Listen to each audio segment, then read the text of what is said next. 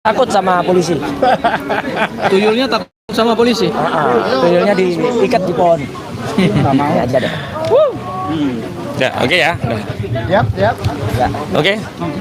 Ini udah masuk semua sini ya? Ya. Ternyata Kayak naik. ternyata bukan hanya pete yang ada panjang begini ya. Mic pun kayak gini. Ini pete ini tadi. Berbuah. Di kantong aja ya. Atau nggak biji-biji pete. Waduh. Adel jangan nakal. Oke. Oke, siap. 1, 2, 3. Baik, bismillahirrahmanirrahim. Assalamualaikum warahmatullahi wabarakatuh. Waalaikumsalam warahmatullahi wabarakatuh. Terima kasih rekan-rekan media yang sudah memenuhi undangan kami. Sebagaimana rencana bahwa hari ini hadir pertama untuk melaksanakan wajib lapor dari klien kami. Alhamdulillah Pak Roy Suryo, Bu Kurnia, Pak Rustam sudah hadir untuk wajib lapor. Sementara Bang Rizal Fadilah ternyata sudah kemarin wajib lapor sehingga hari ini berhalangan karena beliau rumahnya jauh di Bandung. Ya.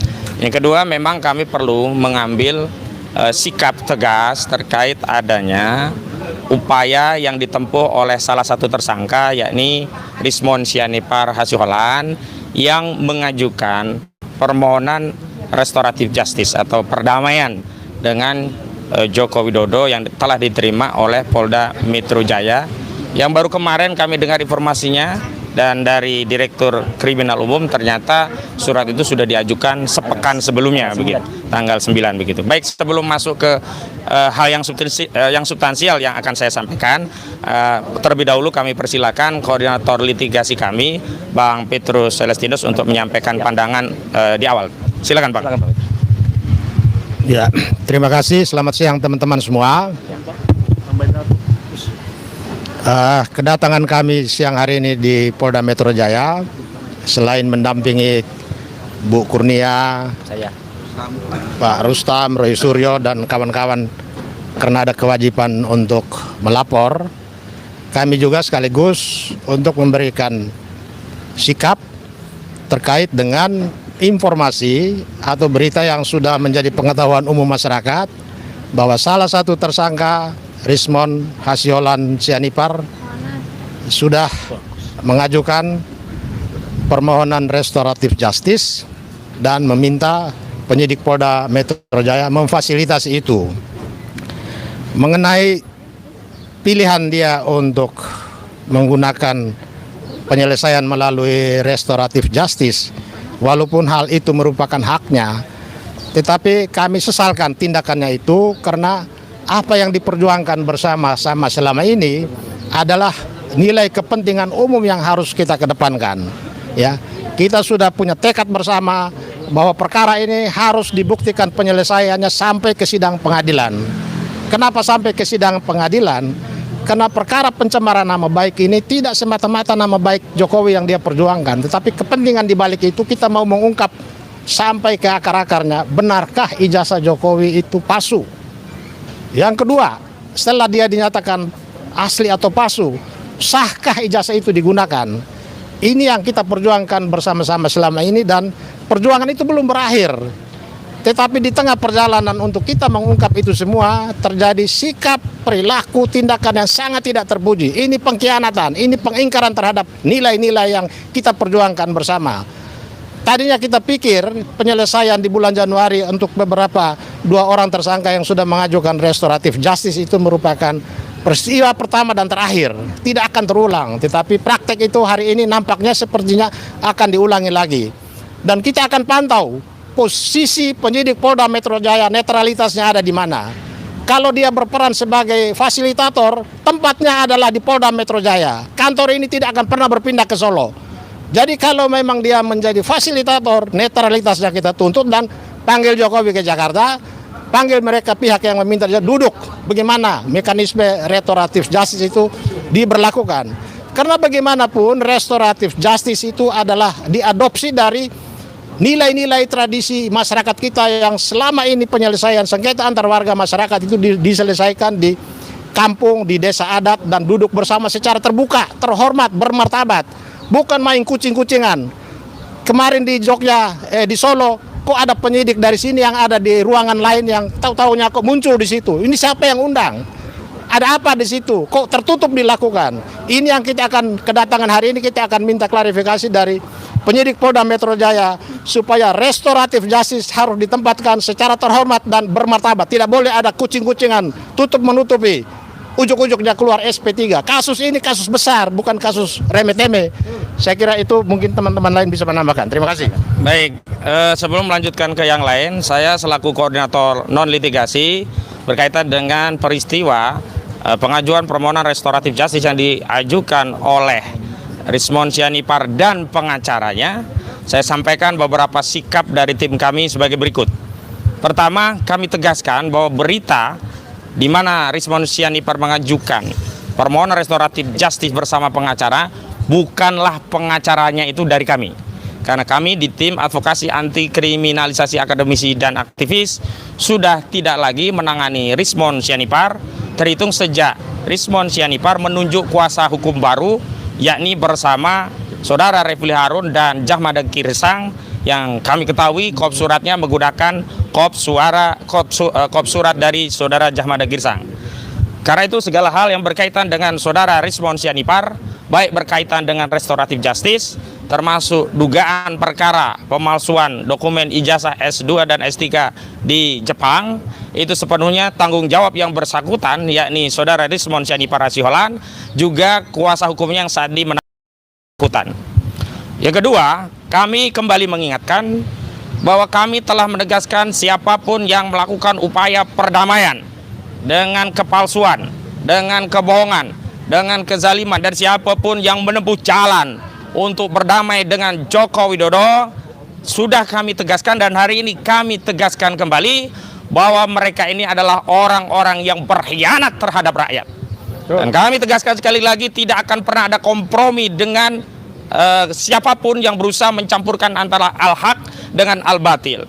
Dan kami tegaskan bahwa penyelesaian hukum dalam sengketa ijazah palsu Saudara Joko Widodo harus diselesaikan melalui putusan pengadilan yang berkekuatan hukum tetap, sehingga tunai sudah kewajiban moral bangsa kita sebagai anak bangsa untuk menuntaskan kasus ini di era kita dan tidak menjadi warisan sejarah buruk bagi generasi selanjutnya.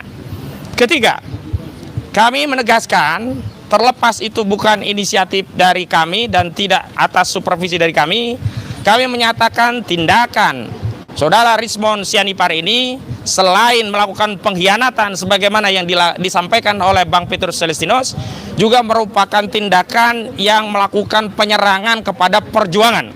Kita tahu sebelumnya sudah ada 2 orang yang bertandang ke Solo, masih konsisten mengakui jasa Jokowi palsu, masih konsisten tidak minta maaf kepada Jokowi, tapi hari ini dengan tanpa malu dan tidak ada lagi tersisa wibawa sedikit pun dari Saudara Rismon Sianipar, dia merengek-rengek lewat media menajukan minta maaf kepada Saudara Joko Widodo. Dia merengek-rengek mengevaluasi penelitiannya yang dianggap sebelumnya keliru, dan hari ini dia mengakui ijazahnya asli, padahal dia pun belum punya putusan pengadilan tentang sengketa ijazah. Ini adalah sesuatu yang diingkari dan sesuatu yang bertentangan. Dan dalam konteks perjuangan kami tegaskan, kehilangan pengkhianat bukanlah aib bagi kami, justru itu adalah bagian dari upaya pembersihan perjuangan. Keempat, sejak awal komitmen di tim advokasi, kami berjuang karena nilai-nilai, karena value, nilai-nilai kejujuran, kebenaran, keadilan, nilai-nilai menolak kepalsuan, menolak kebohongan, menolak segala bentuk kezaliman yang selama ini sudah diproduksi oleh rejim Joko Widodo selama 10 tahun berkuasa. Dan kami sangat berharap dengan perjuangan ini bisa mengevaluasi 10 tahun periode kezaliman itu dan tidak akan terulang lagi. Jadi jika hari ini, bahkan yang akan datang, bahkan yang sudah lalu, ada orang, ada tokoh, siapapun itu datang dan pergi menyisakan legasi pengkhianatan terhadap perjuangan ini, tidak masalah bagi kami, karena kami tidak berjuang untuk mereka, tidak berjuang untuk orang, tidak berjuang untuk tokoh, tapi kami berjuang untuk nilai-nilai yang ini dijunjung tinggi seluruh rakyat Indonesia, yakni kebenaran, keadilan, melawan kezaliman, kebohongan, juga kepalsuan. Dan yang terakhir, kami menegaskan bahwa apa yang terjadi ini adalah konfirmasi bagian dari lanjutan serta strategi kubu Jokowi berupa adu domba dan pecah belah. Selain melakukan pecah belah, Saudara Joko Widodo juga melakukan adu domba. Dan ini terkonfirmasi. Kita lihat, apakah ini murni dari keinsafan saudara Rismond Sianipar, atau ini karena tekanan, mengingat sikap saudara Rismond ini baru disampaikan setelah yang bersangkutan dilaporkan dengan dugaan ijazah palsu S2, S3 di Jepang. Karena itu, terlepas apakah saudara Joko Widodo memaafkan atau tidak, terlepas terjadi perdamaian atau tidak, bahkan terlepas ada SP3 atau tidak terhadap Rismond Sianipar mengikuti saudara Egy Sujana dan Damai Hari Lubis, kami meminta kepada aparat penegak hukum untuk tetap melanjutkan kasus dugaan ijazah palsu saudara Rismond, karena kami tidak membela siapapun yang memalsukan ijazah, baik itu saudara Joko Widodo maupun Rismond Sianipar. Keduanya harus bertanggung jawab kepada seluruh rakyat dan harus diadili sampai ada putusan hukum yang berkekuatan hukum tetap. Dan terakhir, kami mengimbau kepada seluruh rakyat Indonesia, jangan lelah untuk terus mendukung dan berdoa untuk perjuangan kami. Tidak perlu kecewa dengan pihak pengkhianat. Justru kita harus bersyukur bahwa Allah tampakkan pengkhianatan itu hari ini, sehingga kita mudah untuk membedakan mana al-haq, mana yang batil, mana yang konsisten berjuang untuk rakyat. Dan sekaligus saya juga mengapresiasi kepada pejuang-pejuang kita, Pak Roy Suryo, Bu Kurniatri Roryani, Pak Rustam Effendi, dan Pak Rizal Fadila yang sampai hari ini komitmen berjuang. Dengan catatan, sekalipun nantinya ada satu atau bahkan semuanya ikut berkhianat sebagaimana yang sudah dilakukan oleh para pendahulunya, itu tidak pernah mengubah perjuangan, tidak mengurangi pahala kita, tidak juga menghilangkan harapan rakyat. Dan karena harapan rakyat itu begitu besarnya kepada Pak Roy, Bu Kurnia dan yang lainnya, saya titip amanah kepada Pak Roy, Bu Kurnia dan yang lainnya. Tetaplah teguh dalam perjuangan, jangan mundur walaupun hanya sejengkal, apalagi memutar arah, apalagi ikut memukul kawan perjuangan yang sebelumnya mengasuh bersama. Dan saya tegaskan, peristiwa ini baru terjadi setelah kami memang tidak mengasuh saudara Rismond Sianipar. Dulu saat saudara Rismond masih berada di tim kami, tim advokasi, kami pastikan semua dalam jalur kebenaran, jalur kejujuran, dan memang berorientasi untuk membuka semua peristiwa ini pengadilan. Tapi manakala saudara Rismond Sianipar menunjuk kuasa hukum yang lainnya, dari sanalah yang musibah demi musibah itu terjadi. Demikian pernyataan dari kami, dan selanjutnya silakan rekan Gafur sengaja. Oke. Terima kasih Bang Aka. Mungkin saya tidak akan mengulangi apa yang disampaikan oleh senior saya Bang Petrus, kemudian juga senior saya Bang Aka. Saya hanya ingin menambahkan dari perspektif lain, bahwa tanpa Rismond mengajukan RJ pun, sebenarnya secara hukum acara pidana, perkara RRT itu telah overtime. Dan RRK juga telah overtime, ya. Karena kenapa? Karena penyidik Polda Metro Jaya sampai hari ini kami mendapatkan informasi, dan saya mengupdate langsung juga dari penyidik beberapa waktu yang lalu, dan semalam juga diinformasikan oleh kuasa hukum Pak Jokowi, bahwa berkas perkara yang dikembalikan oleh jaksa itu belum lagi dikembalikan lagi kepada kejaksaan. Artinya kalau kita mengikuti hukum acara pidana kita, baik yang baru maupun yang lama, maka ini sudah overtime, sudah lebih dari 14 hari yang ditentukan oleh undang-undang. Artinya apa?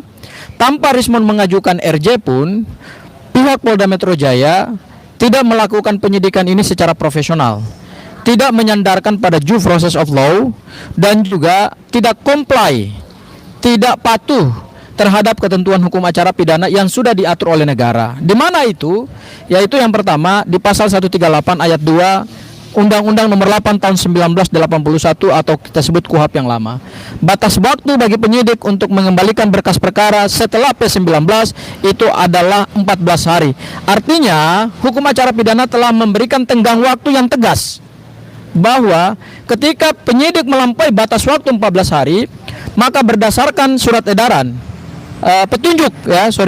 surat petunjuk dari Jaksa Agung nomor 1 tahun 2026, maka berkas dan SPDP harus dikembalikan kepada penyidik Polda Metro Jaya. Itu hukum acara pidana yang baku, yang berlaku di negara kesatuan Republik Indonesia, dan harus ditaati oleh penyidik, ditaati oleh jaksa, dan juga ditaati oleh pengadilan. Jadi artinya perkara Mas Roy dan kawan-kawan ini sebenarnya secara hukum acara pidana itu sudah selesai semuanya. Ya, Mas Roy, mungkin itu yang bisa saya sampaikan. Kemudian yang kedua, Mas Roy, kita akan melihat ke depan, karena bola ini sekarang ada di tangan kejaksaan, bukan di tangan Polda Metro Jaya. Kalau untuk terkait dengan RJ-nya Bang Rismon itu tentu kita kembalikan kepada Polda Metro Jaya. Tetapi untuk kelangsungan berkas perkara, karena kejaksaan adalah lembaga yang sekarang menjadi navigator untuk perkara pidana, semua kita kembalikan kepada kejaksaan. Kalau kejaksaan juga patuh terhadap hukum acara pidana, maka sebenarnya seharusnya dalam waktu yang sangat dekat kejaksaan harus sudah bisa mengembalikan SPDP, yaitu surat pemberitahuan dimulai penyidikan, karena dengan SPDP itulah kejaksaan terlibat dalam perkara ini.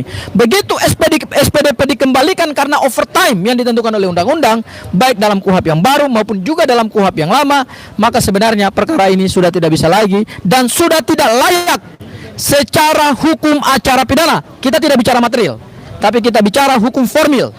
Karena bagaimanapun juga penegakan hukum itu harus juga berbasis pada hukum acara pidana. Karena itu adalah guideline, itu adalah prosedur, itu adalah panduan yang digunakan oleh penyidik, oleh kejaksaan dan juga oleh pengadilan dalam mengadili suatu perkara pidana. Karena ini sudah lewat, seharusnya perkara ini tidak bisa lagi dilanjutkan ke proses persidangan. Terima kasih, cukup dari saya serahkan kepada Mas Roy. Selanjutnya Bang Samsir dulu. Silakan Bang. Ke depan aja nggak apa-apa. Terima kasih teman-teman semua. Izin sampai yang skip ya. Oke, perkara ijazah palsu Saudara Joko Widodo ini tidak saja bergulir di Polda Metro Jaya, Bareskrim, tapi juga termasuk juga di Komisi Informasi Pusat, di mana kami baru saja tanggal 10 kemarin mendapat putusan dikabulkan untuk segala terbuka untuk segala dokumen yang hubungannya dengan yang dikeluarkan oleh Universitas Gadjah Mada. Jadi kami telah mengajukan ada 20 dokumen yang minta dibuka untuk kita terima dari Universitas Gadjah Mada. Itu ada 3 kelompok yang kita buat, yaitu tentang proses yang pertama ada 8 item. Proses riwayat perkuliahan Saudara Joko Widodo, mulai dari pendaftaran, KRS, KHS, dan juga kami agak panjang sampai 5-6 kali bersidang hanya bicara masalah KKN. KKN di sini yang diberikan oleh Universitas Gadjah Mada lewat kuasa hukumnya adalah hanya saja nilai yang diberikan. Sehingga setelah itu kita tentunya bertanya-tanya apakah memang ada yang Saudara Joko Widodo ini melakukan KKN dengan yang lain. Kemudian tentunya ada hal yang hubungannya dengan skripsi, yaitu tentunya kita juga tidak bisa minta karena memang mereka juga semuanya menutupi dokumen-dokumen tersebut. Kalau ijazah ya nanti akan saya sampaikan. Kemudian bagian kedua, kelompok kedua adalah tentang proses Saudara Joko Widodo ini untuk mendaftarkan diri mulai dari wali kota, gubernur maupun sampai presiden 2 kali. Proses beliau untuk melakukan legalisir itu betul-betul kita minta, dan pada saat persidangan yang 5-6 kali tersebut kita tidak dapatkan. Kemudian yang terakhir tentunya mekanisme daripada Universitas Gadjah Mada dalam membuat satu peraturan maupun SOP, sehingga pada saat masa Saudara Joko Widodo yang mengaku kuliah di tahun 1980 1985 itu betul-betul bisa mendapatkan hasil dari 8 dokumen yang kita minta. Nah, kemarin itu kita dapatkan semua yang kita mintakan itu dikabulkan, kecuali hanya beberapa yang hubungannya dengan pribadi, atau juga ada nama-nama orang lain, tapi seperti nomor induk kependudukan itu ya tentunya ditutup, sehingga tentunya itu dibuka dan kita akan segera mendapatkan dokumen-dokumen tersebut. Jadi memang dalam sebelumnya memang juga sudah ada putusan 1, 2, 3 putusan yang memang dikabulkan oleh KIP. Jadi pada saat yang ketiga dan keempat kemarin itu ya kita sudah dapatkan. Kalau seperti contoh,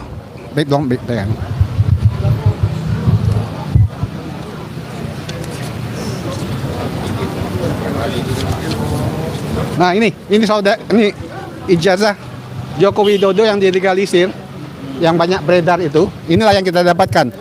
Di sini memang tidak ada tanggalnya. Jadi memang terutama ini yang kita dapatkan di tahun 2015 sama 2014 sama 2019. Jadi tentunya di sini KPU begitu ceroboh menerima dokumen syarat-syarat untuk menjadi presiden tanpa memperhatikan kelengkapan daripada dokumen tersebut. Kita bisa bandingkan. Sama-sama dari Universitas Gadjah Mada. Sama-sama dilegalisir. Tapi ada tanggalnya yang memang betul-betul mengidentifikasikan kalau yang bersangkutan adalah pernah kuliah di Gajah Mada, mendapatkan ijazah dan dilegalisir pada saat dia mendaftarkan diri untuk wali kota, gubernur maupun presiden. Nah, di sini dengan dikabulkannya permohonan kami tersebut, kami mintakan kepada Universitas Gajah Mada sudah waktunya untuk menyerah. Saya pikir menyerah saja. Jadi dalam arti dari 20 dokumen itu tentunya seperti dalam persidangan lewat kuasa hukumnya tidak menyampaikan kalau ada dokumen itu, jangan lagi. Jadi bertambah masalah lagi. Tentu udah cukup. Enough is enough saya pikir. Jadi udah cukup, jangan diada-adakan lagi. Karena memang dalam putusan Anda harus memberikan dokumen ini yang 20 ini untuk diberikan kepada kami. Tapi kalau Anda memang merasa ada dokumen-dokumen yang hubungannya dengan riwayat perkuliahan Joko Widodo sampai di mana, ya itu aja yang Anda sampaikan. Jangan menambah-nambah permasalahan lagi. Jangan sama seperti yang ada orang yang seperti ini, dia lengkap sampai dia dapat ijazah.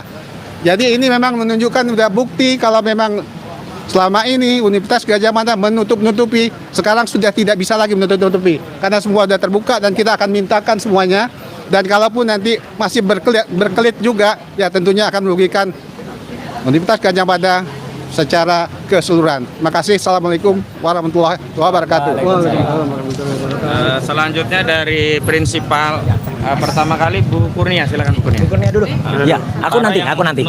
Di sini, di situ. Bu Kurnia tengah. Ya, siap. Bismillahirrahmanirrahim. Assalamualaikum warahmatullahi wabarakatuh. Waalaikumsalam warahmatullahi. Pertama-tama dalam kesempatan baik ini saya ingin mengucapkan selamat menikmati hidangan lezatnya Ramadan yang tinggal akhirnya ini. Semoga kita lulus sampai dengan akhirnya nanti, insya Allah. Yang kedua, ada dua kesabaran yang Allah tetapkan atas diri manusia. Pertama, sabar atas hal yang tidak diinginkan. Yang kedua, menahan diri untuk hal yang sangat diinginkan. Ada dua hari dalam diri seseorang yang diembankan oleh Allah Subhanahu wa taala. Hari yang berpihak kepadanya dan yang kedua, hari yang melawan dirinya. Ketika hari itu tidak berpihak kepadanya, maka engkau diharapkan untuk tidak gegabah, sabar dan tidak marah. Tetapi ketika engkau diberikan hari yang berpihak kepadamu, jangan sombong dan jangan lalai. Betul atau tidak nih? Saya ingin mengatakan, maunya kami hari ini berpihak kepada kami. Maunya kami, kesabaran ini adalah untuk hal yang sangat kami inginkan. Yang kami inginkan adalah saudara kami, Rismon Hasiholan Sianipar, ada bersama kami sampai akhir perjuangan. Ya, mata ini selalu meneteskan air mata. Saya tidak malu mengatakan itu, karena kata Buya Hamka, air mata itu asin. Mengapa? Karena ia adalah sumber daripada kehidupan. Jadi termul-termul, jangan suka menertawakan saya kalau saya menangis ya. Saya menangis pada saat itu ketika Rismon keluar dari Polda ini dan dia berhasil tidak ditahan. Ya, saya menangis.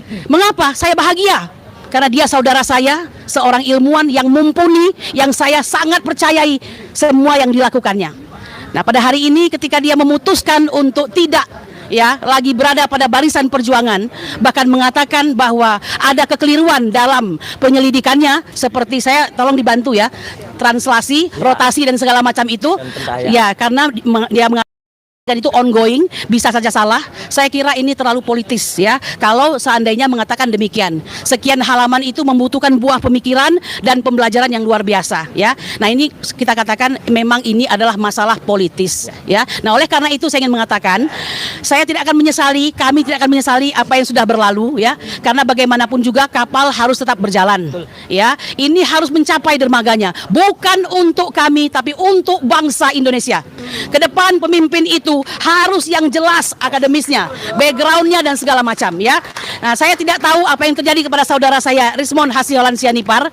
Saya hanya ingin mengatakan silahkan Anda berhenti sejenak ke pinggir untuk ya mungkin menghilangkan kelelahan Anda.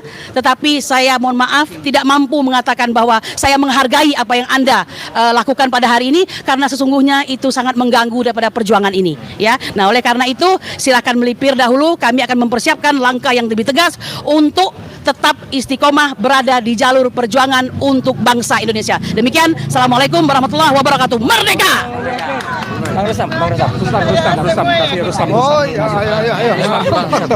Bang Rustam. Ditunggu nih. Mas Rustam. Ya. Bismillahirrahmanirrahim. Assalamualaikum warahmatullahi wabarakatuh. Waalaikumsalam. Kehadiran saya hari ini melihat situasi yang terjadi, yaitu soal Bang Rismon. Saya nggak mau terlalu peduli dengan masalah Bang Rismon. Perjuangan saya adalah tetap melanjutkan ini sampai ke pengadilan. Jokowi kami tunggu di pengadilan. Karena saya meyakini ijazah Jokowi palsu. Buatan pasar pramuka. Dan pembuatnya saya tahu. Apapun yang terjadi dengan Bang Rismon, Bang Egy, Bang DHL, buat saya nggak penting. Yang penting adalah hari ini Indonesia harus lebih bagus dari kemarin-kemarin. Dari rezim Jokowi yang berani memasukkan identitasnya. Kedepannya saya berharap ini tidak akan terjadi lagi. Dan saya yang masih di sini dengan Mas Roy, Bu Kurnia, Pak Rizal Fadilah, Dr. Tifa masih terus menantang Jokowi untuk hadir di pengadilan, untuk membuktikan ijazah itu ijazah Jokowi atau bukan, foto itu foto Jokowi atau bukan. Karena saya meyakini itu bukan foto Jokowi, itu bukan wajah Jokowi. Artinya ada pemalsuan identitas di situ. Siapapun yang keluar dari area saya nggak peduli. Yang penting kami tunggu Jokowi di pengadilan. Dan saya meminta jangan lagi ada orang luar untuk menghasut kami melakukan RG. Karena itu terjadi dengan saya. Saya tolak RG. Kami ingin Ditawari juga ya? ditawari. Oke. Ditawari, banyak yang nawari. Kami ingin Jokowi hadir di pengadilan. Tidak seperti kemarin, ngomong besar aja, akan datang, akan ini. Ternyata Jokowi memang tukang bohong. Kira-kira seperti itu. Pak Jokowi bisa ambil beberapa kawan kami, tapi insya Allah nggak bisa ngambil yang ini. Kami bersama Mas Suryo dan lain tetap ingin membongkar ijazah pasar pramuka Jokowi. Terima kasih. Wabillahi taufiq wal hidayah. Wassalamualaikum warahmatullahi wabarakatuh. Saya menyampaikan sedikit penutup. Ada seseorang yang ingin menyampaikan dulu, penting karena orang ini nanti saya minta untuk membawa map saya dulu. Ini bagaikan Pak Prabowo, bawa map. Berarti Pak Ya. Donald Trump. Nah, silakan. Oke, saya mau ngomong sedikit ya. Ya, sorry nih, saya agak gede badannya. Ketinggian, ketutup semua. Ya, saya di sini hanya mau menyampaikan sebagai yang dulu pernah menjadi manajemen buku Gibran Endgame. Di sini ada 10 orang dan 6 atau berapa diantaranya ada di sini, ya. Jadi yang saya sampaikan ini semuanya kenyataan, tidak dikurangi, tidak ditambahi. Jadi statement Bang Rismon semalam di Baligi Academy agak membingungkan kami, karena yang jelas sejak tanggal 1 Januari, yaitu di malam tahun baru kami meluncurkan buku Gibran Endgame, kami nonstop keliling bedah buku, memasarkan buku. Jadi saya tidak tahu yang tadi dibilang translasi, rotasi, penelitian, bahwa dia tiba-tiba menemukan di ijazah ada watermark, ada emboss, ada apa. Itu Abang Rismon lakukan kapan, Bang? Saya setiap hari di sebelah Abang. Pak Agus Yunanto setiap hari di sebelah Abang. Dan kami bersepuluh setiap hari menemani Abang memasarkan buku Gibran Endgame tanpa kenal lelah. Kapan itu Abang lakukan penelitiannya? Tolong, jangan berbohong kepada kami, Bang. Setiap hari kita bertemu, setiap hari kita ngobrol, setiap hari kita bersama-sama. Kapan itu penelitian dilakukan dan kenapa? Kalau seandainya Abang katakan itu kepada saya duluan, saya viralkan di Sentana bahwa ijazah Jokowi ternyata begini begono. Tapi kan tidak ada. Tapi sekarang seminggu setelah Abang membuat pengajuan RJ kepada Direskrimum, tiba-tiba kami digocek seperti ini, Bang. Tiba-tiba ada penelitian terbaru dari Abang. Tolong, Bang, kita sebagai, ya ini kalau orang Batak ada ya, ibu kami sama-sama satu marga. Jadi janganlah, kita ini sudah benar-benar saudara. Saya bersahabat dengan Abang sudah 1 tahun. Tolong, saya rasa tidak bolehlah ada kebohongan di antara kita. Kalau memang ada niat abang untuk menjelaskan ini secara ilmiah, Pak Roy Suryo siap kok. Siap. Saya juga siap, kita semua YouTuber di sini siap, dan seluruh manajemen buku Gibran Endgame siap untuk mempertanggungjawabkan pernyataan saya barusan. Bahwa 2 bulan terakhir, Januari, Februari, tidak ada kesempatan Bang Rismon untuk melakukan penelitian itu karena kami selalu bersama-sama. Itu saja ya. Kalau soal surat, nanti aja itu. Kita sampaikan di lain kali. Oke, makasih. Silakan Pak Roy. Baik, terima kasih. Assalamualaikum warahmatullahi wabarakatuh. Setelah tadi kita dengarkan yang cukup semangat, cukup keras, termasuk juga dari Bu Kurnia dan juga Pak Rustam, dan juga satu yang terlapor tapi bukan tersangka ya. Siapa itu? Michael tadi ya. Ya, kita ingin menyampaikan satu lagi di depan ya, ada tuh, itu terlapor tapi tidak salah. Saya yang pertama ingin mengaturkan terima kasih yang sebesar-besarnya atas nama pribadi dan atas nama kami yang masih berjuang kepada para kuasa hukum kami, Pak Petrus Celestinus selaku koordinator litigasi, Mas Ahmad Kosinudin koordinator non litigasi, dan bersama anggota yang lain ya. Di sini ada banyak, ada Bang Gafur, ada juga Bang Samsir, ada juga Bang Medi, ada juga Bang Jack, ada juga Pak Gofirdian, Firka, Pak Sugeng dan lain sebagainya ya. Luar biasa. Kami tidak ada apa-apanya para peneliti ijazah tanpa Anda semua, para lawyer. Dan satu lagi, kami juga tidak ada apa-apanya tanpa Anda-Anda semua yang selalu membersamai. Ya, YouTuber, media, ibu-ibu, mak-mak dari ARM, KNPRI, dari forum aksi dan lain sebagainya. Dan saya ingin sampaikan saja yang santai-santai, yang ringan-ringan saja, menjelaskan. Sekali dengan gambar kan gampang. Tadi yang dijelaskan Pak Kosinudin dan juga Pak Petrus adalah gambar ini. Jadi yang mau kita ikuti itu adalah restoratif justice. Kalau mau, tapi kan kita tidak ke sana. Undang-undang ya sesuai dengan Undang-Undang Republik Indonesia, bukan RJ ala-ala Solo. Ya, kalau RJ ala-ala Solo ya kayak gini nih. Ini ala-ala Solo. Datang, saya nggak tahu tuh gambar siapa itu ya. Tuh kasus kami hentikan. Kemudian ada SP3, ada pokoknya ada nggak jelas di sini. Ini tidak bagus bagi Republik ini. Bukan hanya bagi kami. Bagi Republik ini tidak bagus. Kemudian memang ijazah Jokowi ini memang kontroversi. Dan itu jelas pertanyaannya, apakah itu ijazah asli atau ijazah palsu? Dan kesimpulan kami tetap 99,9% itu ijazah palsu. Kami tetap sesuai komitmen. Kami peneliti yang tetap nalar, maksimal itu 100%. Jadi kami hanya memberikan 99,9%. Sisanya adalah milik Allah SWT. Dan kami tidak akan mundur 0,01% pun, karena itu adalah milik Allah. Ya, kami tidak akan mundur 1 mm pun, 0,09% pun. Artinya apa? Allah Akbar. Jadi artinya inilah kontroversi. Biarkan yang pusing, yang mumet itu orang ini. Ya, kami tidak akan pusing. Kami tidak akan mumet ya. Karena kami tetap berpegang teguh pada ajaran kami. Apapun kepercayaan teman-teman semua. Tapi kami tetap meyakini semua itu adalah sama di mata Allah Subhanahu wa taala. Dan kemudian ya, kita ingin sampaikan kontroversi ini tetap orang ini, ya. Jadi memang orang ini yang bikin kontroversi.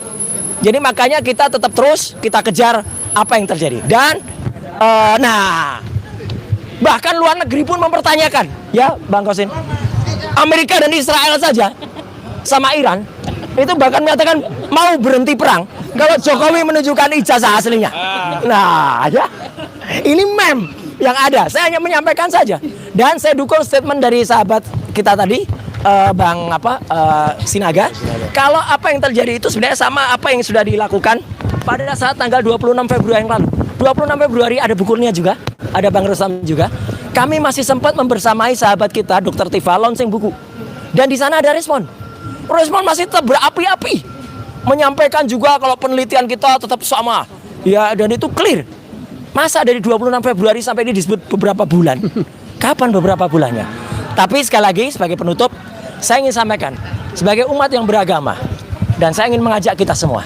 Mungkin Bang Rismon sedang mendapatkan sesuatu yang kita tidak mengerti, maka saya berdoa kepada Allah Subhanahu wa taala yang bersangkutan insya Allah mendapatkan hidayah, mendapatkan pencerahan, mendapatkan kembali jalan yang lurus. Kalau tiba-tiba sekarang dia bilang lagi mendapatkan kebaruan dari penelitiannya, kan penelitian ongoing, nggak pernah selesai. Jadi artinya moga-moga nanti dia dapat penelitian lagi, palsu lagi ternyata ijazahnya. Nah, ini saya ingin tawarkan kepada teman-teman semua. Siapa yang bisa menebak kata-kata di kaos saya? Apa itu? Saya akan mau melakukan RC? Ayo, siapa yang bisa nebak? Kartu Jack. Siapa yang bisa nebak? Maka kalau benar saya akan RC. Saya akan mengikuti Rismon. Tapi kalau tidak, maka kita akan terus bersama-sama melawan yang namanya bolak-balik Raja Jawa. Iya, jadi bolak-balik Raja Jawa. Ini yang harus kita ikuti. Jadi bolak-balik RJ itu Raja Jawa. Ya, jadi kita tetap melawan. Insya Allah Tuhan bersama kita. Allah Subhanahu Wa Taala bersama kita. Allahu Akbar. Merdeka. Ya, siap. Biasa Mas Roy. Iya, terima kasih. Ya, saya kembalikan lagi. Ya, terima kasih. Baik, terima kasih kawan-kawan media, terima kasih, dan insya Allah kami akan ikuti seluruh prosedur, dan kami ingin tegaskan bahwa apa yang terjadi ini makin mengkonfirmasi bahwa strategi adu domba dan pecah belah kubu Jokowi telah sedang dan akan terus dilakukan. Karena itu kami juga telah sedang dan akan terus melakukan antisipasi perlawanan. Di antaranya adalah kami memastikan para pejuang ini tetap dalam koridor perjuangan, tetap dalam value perjuangan, dan tidak ikut-ikutan menjadi Jadi saya jarang-jarang ya menggunakan istilah itu, tapi ada orang yang fasih menggunakan ungkapan termul, sekarang menjadi termul gitu ya. Tapi sekali lagi, katakanlah kalaupun semua menjadi termul, kita tetap menjadi insan yang waras, insan yang cinta dengan bangsa kita, yang tidak ingin mewariskan masalah ini kepada anak-anak generasi selanjutnya. Dan kita tidak lagi menanggung aib sejarah, karena suatu saat pasti anak cucu kita mempertanyakan, Bapak, kakek, dulu ada ijazah palsu kemana aja? Kita bisa menjawab, kami sudah berjuang, kami sudah membuktikan, tetapi kekuasaan masih berpihak pada kezaliman, kekuasaan masih berpihak kepada kebohongan, kekuasaan masih berpihak kepada kepalsuan. Bahkan hari ini kepalsuan-kepalsuan itu diadopsi oleh kekuasaan dan kembali membohongi kita, memalsukan data-data dengan narasi-narasi yang tidak sesuai dengan fakta, dan akhirnya kita sebagai rakyat hari ini harusnya menerima pelayanan dari kekuasaan, tapi hari ini selalu saja kita harus menagih, bahkan menuntut hak kita kalau tidak pernah dipenuhi. Itu saja, terima kasih atas kehadirannya. Kita tutup dengan bersama-sama. Wassalamualaikum warahmatullahi wabarakatuh.